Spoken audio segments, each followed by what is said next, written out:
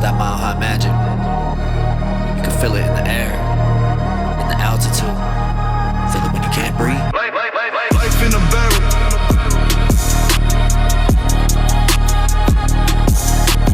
Life in a barrel.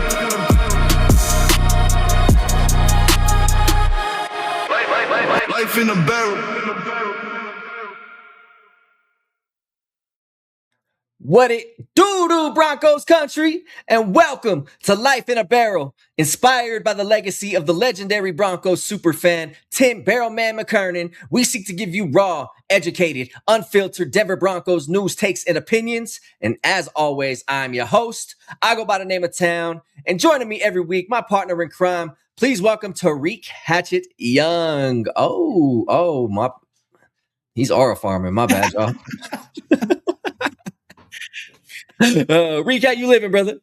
Life is good. What more can I say? Blessed to be here. Nothing more I can say, man. How you doing?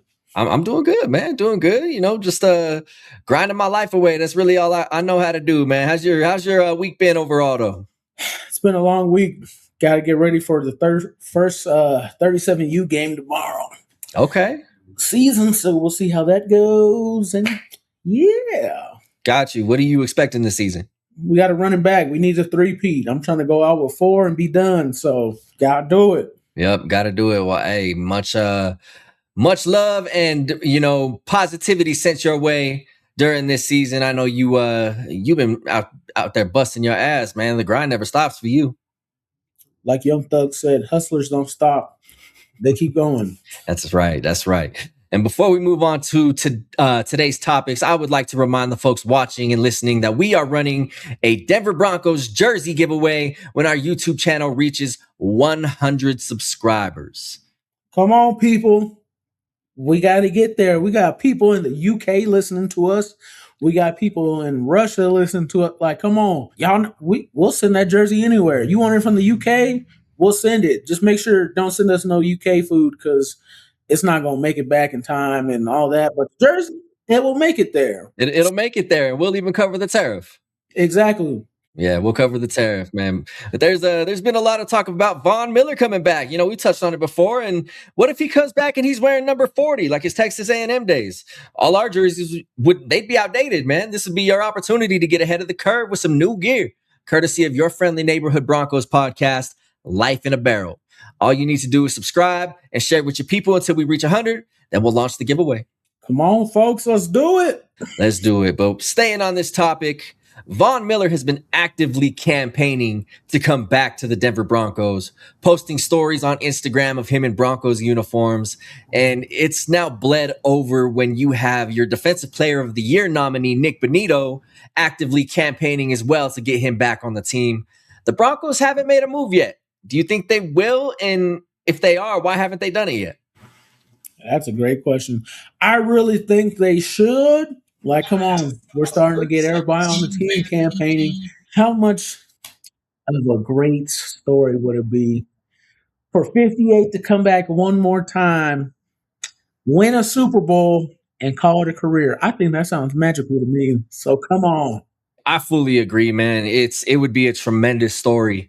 But I think I'm starting to swallow the hard pill of truth that the Broncos just don't want him back.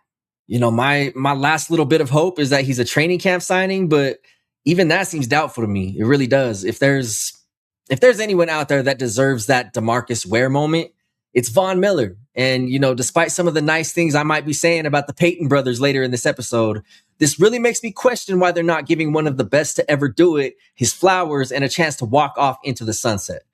And, to all those people who claim we don't have the space in the pass rusher room, you bring Von Miller in, he's automatically your third best pass rusher.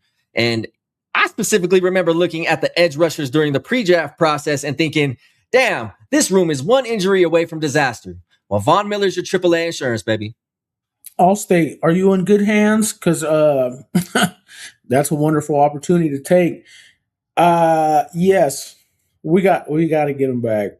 We have to, especially because, we did the draft, but other than the draft, we haven't went out to get nobody. So it's the perfect opportunity. It's right there. Come on. Yeah. It really is. And like even in the draft, we didn't address edge rusher. The only time we addressed it is bringing in somebody undrafted. And are you like, yes, the Broncos have a history of it, but are you really looking at somebody undrafted to be your next man up? You know, is what it is. But Reek, moving on, we had the NFL schedule release happen yesterday. And this has become a bit of a holiday as each team drops some sort of video with full production to release the schedule. Now, we have the Denver Broncos video featuring Peyton Manning and his daughter Mosley. And we're going to watch it and come back and give our thoughts. Hey, what are you doing? Snapchatting? TikToking? I know what you're doing. Are you memes maxing? That's actually not a thing. And while I was doing some homework, now I'm checking to see if the Broncos schedule release video is out yet. Schedule release videos? Are you kidding me? Mosey, back when I played, we had to read the newspaper to find out who our opponents were. We didn't have the internet back then. I'm pretty sure you had the internet your whole career. I'll have to fact check that. I know one thing, there were absolutely no schedule release videos. Mom said you've been in schedule release videos. Huh?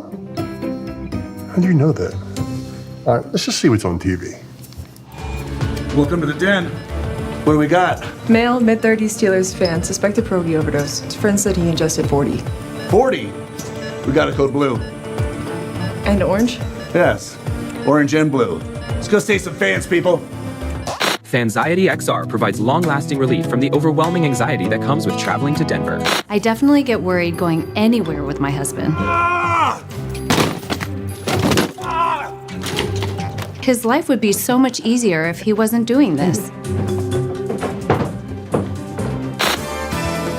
I'm Bo Nix, and I'm going to throw this 52-80 Unbelievable. any football in This guy is in every single commercial.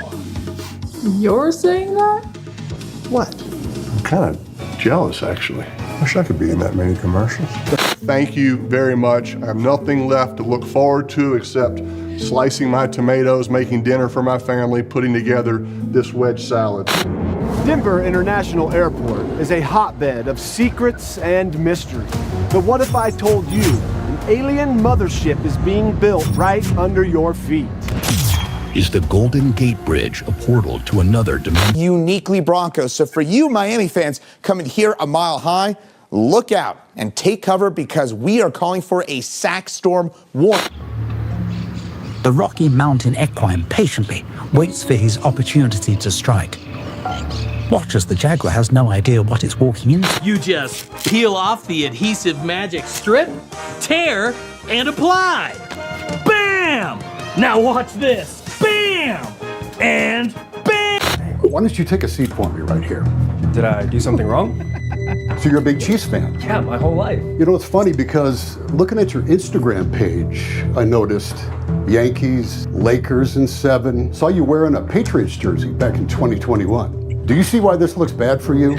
Next item I got for you is the Super Bowl 50 commemorative chain. Got the strong gold links, and it's only $19.95. Look, that ain't going nowhere. But wait, if you call before the Raiders game, I'll give you 2 for the price of 1.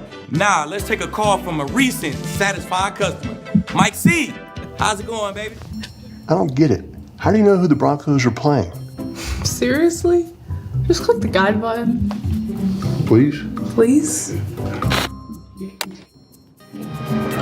This could be yours. Hey. What are you doing, Snapchatting?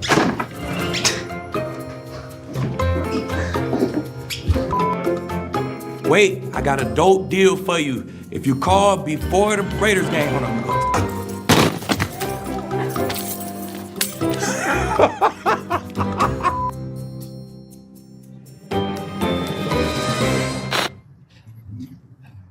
Reek, what are your thoughts on that scheduled release video? The Chiefs got a weird case. Why are their fans around? Wop, wop, wop, wop. That one, I think that one was the funniest one. Mm. That one, because it's so true. Like, I feel like any Patriots fan or any Chiefs fan now was once Patriots fans. Because I never met so many fucking Chiefs fans till now. So. No, very, very true, man. But just on the overall video, though, what are your thoughts? Overall video, I think it was funny. I say it was funny, but I know it could have been funnier. I know it could have, but overall, it's a good video. Shout out to Talib. Got to call Mike C. Oh man, no, I agree. I feel it was very toned down from what it could have been. I feel like possibly it's toned down from what it was. I feel like they brought this concept up and they had to trim some fat off of it. I wish we could have got a Mike Vrabel joke. Oh, yeah, that would have been funny. That would have been funny. But like from me personally, it's great to see Peyton Manning still involved with the Broncos the way he is. I like the way they didn't spell out, this is week 1, this is week 2. They just hit you with it. To catch a bandwagon fan is fucking hilarious. The dig at Michael Crabtree is ridiculous. Recreating the old John Elway Nerf football ad. Like this whole thing was just very Denver coded. And I love that. Now keep in mind, every team in the league released a production for their scheduled release. And many in Broncos country are screaming foul after the Chargers Halo-themed schedule reveal video showed Bo Nix's ankle being blown up. What are your thoughts? We're going to take it there. All right, we're going to take it there. All right. It's all right. It's all right. We'll see who's doing all the talking at the end of the year. So I want to remember this. I'm going to hold it as a receipt, so it's cool. No, for sure. And that's acceptable. But like there are people legit mad about it. Like there are people like up in arms. But I'm gonna say anyone taking it to that level, soft as hell. It's football. Like Bo probably laughed it off himself, man. It's fair game. Yep, exactly. The real ones aren't stressing making fun of us like that. That injury is in our nightmares. There's nothing anybody in this league can say to make it worse than we already felt about it. And, to those in Broncos country with their panties in a bunch over this, take a deep breath. You're fine. Stop being a crybaby. The Chargers always go ham on their scheduled release video, being that might be the only time they're the best in the league at anything. But I genuinely laughed at the Raiders release video. Did you get a chance to see that one? Yeah, I saw the Step Brothers. Yeah, I had Fernando Mendoza and Kirk Cousins reenacting the movie Step Brothers, and they were both on point. I laughed tremendously at that one. But we're not giving y'all no grace. So take this with a grain of salt, okay? Exactly. Getting into the actual schedule that was released, I have a question. Who did Sean Payton piss off? I want to do that too, because man, those first 6 weeks are brutal. Yeah, the whole schedule in and of itself, it starts rough, it ends rough. There's rough games in the middle, but Sean Payton is notoriously a thorn in the side of league offices. And like I said, I'm genuinely curious who he pissed off this time and what he did to do that. Because the Broncos open their 2026 schedule on a 6-week gauntlet, starting with week 1 traveling to Arrowhead to take on the Chiefs. Week 2, the home opener against the only team that beat us on our home field in the regular season last year, the Jacksonville Jaguars. Week 3, Los Angeles Rams and the MVP, Matthew Stafford, come to town. Week 4, Broncos travel to Santa Clara to take on San Francisco 49ers. Week 5, the Broncos travel to Los Angeles to take on the Chargers. And in week 6, the defending Super Bowl champion Seahawks come to the Mile High City. Other games of note, Broncos travel to Pittsburgh in week 11. And the closing 3 games of the year are just as much a gauntlet as the first 3. In week 16, the Broncos get their AFC divisional playoff rematch against the Buffalo Bills as they come back to Denver. Week 17 brings a rematch of the AFC championship game to Foxborough, where Mike Vrabel and the New England Patriots await. And the last game of the season is a week 18 divisional showdown with Los Angeles Chargers in Denver. Reek, what are your thoughts looking at the schedule as a whole? We're gonna have to be some dogs all year. I'll say one thing. I'm very grateful that we're not playing Seattle in Seattle. I'll say that for starters. I'm glad that's not happening. I think this first 6 weeks will show if this is gonna be a big hot take right now. These first 6 weeks will determine if Pat Surtain becomes Defensive Player of the Year again. Okay, that's a big swing. He's gonna be put to the test, man. He's gonna face some dogs this year. I'm excited though. He gets to face JSN. He gets to face Puka. He might slide to Devontae Adams here and there, but he going to get some talent in the first 6 weeks. Definitely, he's got to watch out for Puka biting him, bro. That rehab ain't working, man. Hey man, if he comes out biting people and still fucking talking shit with Aiden Ross on stream, we gonna have some issues. Oh man, but hey, I think it's very doable. You know, October's Sean Payton's month when it comes to coaching and everything. I think as long as we finish September off, I don't think we should be losing 2 games in September to start off. Honestly, No, for sure. Just looking at this schedule, I'm never going to be the person to look at it and say I think I know what's in store for the season. These games aren't played on paper, and the context doesn't reset weekly. All I can say is the Broncos have an insane path this year to prove what they did last year wasn't a fluke, and the schedule makers are wanting to answer that question early. Take it 1 week at a time is really all they can do. The Payton brothers aren't shaken; they understand what needs to be done. And you're getting more nationally televised games this year as well. So a lot of attention on you. You get Christmas, you get Black Friday, starting off Monday night. You get Thursday night against Super Bowl champions, and then Sunday night against the Rams. Lots of opportunities for the nation to see the Broncos this year. Mm-hmm. It's going to be interesting. But Reek, speaking of the Payton brothers, one half of the tandem received a contract extension from the Denver Broncos as General Manager George Paton signed a 5-year contract extension that will keep him cemented in that role throughout the 2030 season. What are your thoughts on his extension? He's obviously doing something right to get a little bag extension. I'm glad to have him still. He's a great GM. I give him all the credit in the world. He's helped build this team into what it is. I hope he continues to make some good picks and get some great pickups for us. But, only time will tell. No, for sure. And looking at this, I was hopeful that they could work something out. And, the fact that we're going to have consistency at such a crucial position in the organization gives even more precedence that the Walton Penner Group is the best ownership group in football. They're all about rewarding guys who earned it, and no one has been more instrumental than George Paton in the Broncos turnaround. I already hear the bullshit from Broncos country, but he traded for Russ and he gave him that contract. Not true. He is the one who traded for him.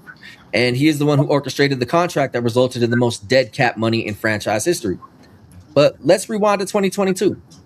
And let's look at those moves in the moment, because hindsight's always 2020, right?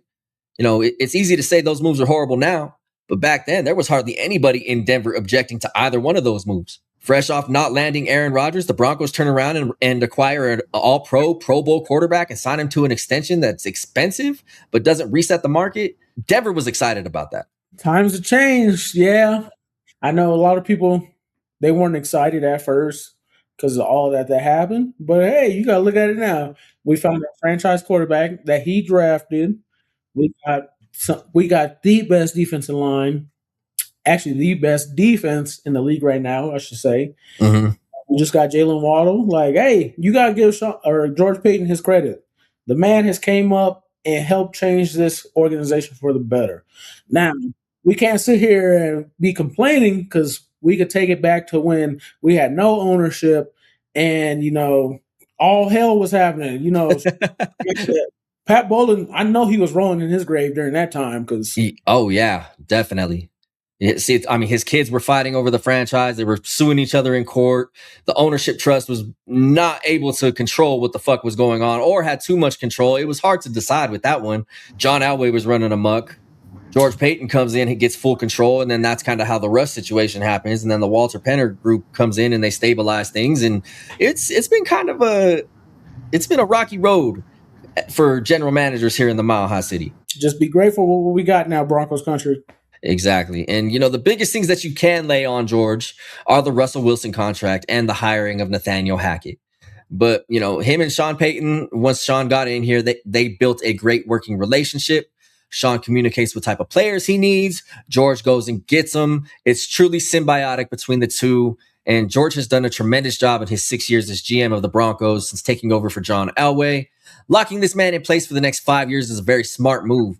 And by the end of this contract, we'll have one general manager over an 11-year period, giving consistency. And, consistency is key when you're building a winning culture. Exactly. But Reek, that is about all the time that we have for today's episode. Before we head out of here, is there any place these folks can find you on the socials? Season with 2 N's on the gram. Go follow your boy, but most importantly, go subscribe to the YouTube so y'all can get that jersey. I'm talking to people in the UK too. Come on.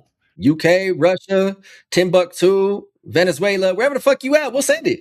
But yeah, you heard him, Reek.season on the gram.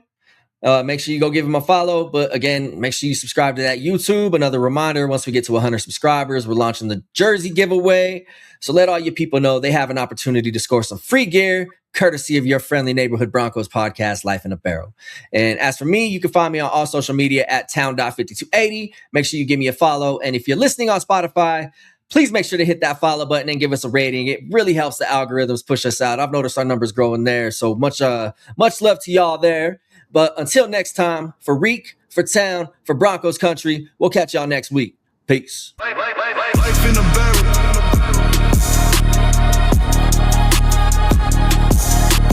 Life in a barrel.